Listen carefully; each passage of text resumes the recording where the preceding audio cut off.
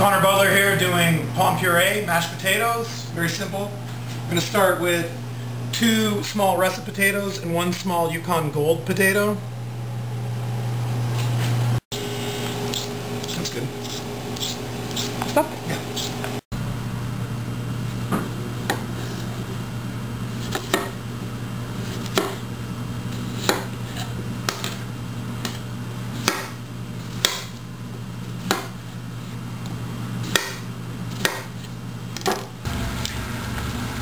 Into about 1 liter of boiling water, we're going to put 2 tablespoons of salt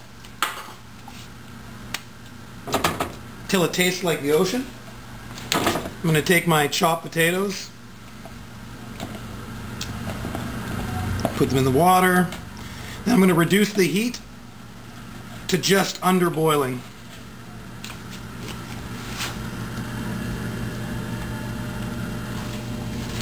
We're going to leave it like this until the potatoes are soft.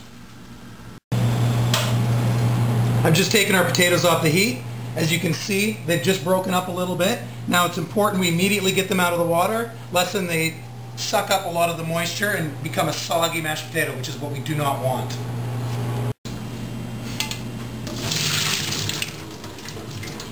I'm just going to jostle them a little bit. We want to get as much of the moisture off the outside as possible. As you can see, they're steaming. And I'm going to let them sit at room temperature like this, steaming, for maybe 2 or 3 minutes to get all that excess moisture off the outside. Just let them rest. You want that moisture off the outside.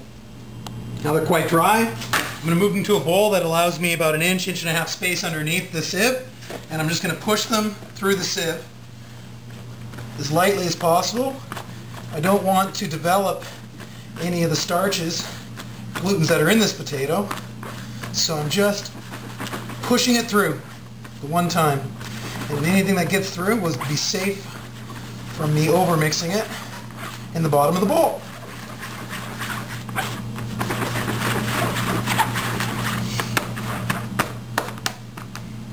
Just give a little brush on the bottom of the strainer here that we're using to sieve it through, and what we're left with is a dry potato mixture that I'm then going to add approximately 2 tablespoons. Now this is really to taste, but I'm going to say, actually, you know what, I said 2, but I'm going to go 3 tablespoons of butter. And while that's hot, I'm going to incorporate it all together. And then I'm going to add a little bit of cream to finish. And that should be good. Stop it. It may take a couple minutes because you're just using the residual heat left in the potato from the cooking process to melt the butter. But as you can see, you're starting to get that really smooth, delicious Pommes Puree you've come to know and love so much. Grandma makes so well. And we're just stirring it, slowly incorporating that butter. We're not whipping it. You notice I don't use a whisk. I'm just more or less spreading it out with the butter inside it so that all these little starch particles can suck up the butter, the best part. Oh, look at that. It's beautiful. Then I'm just going to add maybe a tablespoon of cream, maybe a little bit more.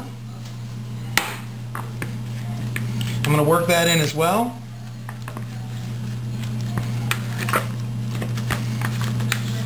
And we are ready to serve our Pommes Puree.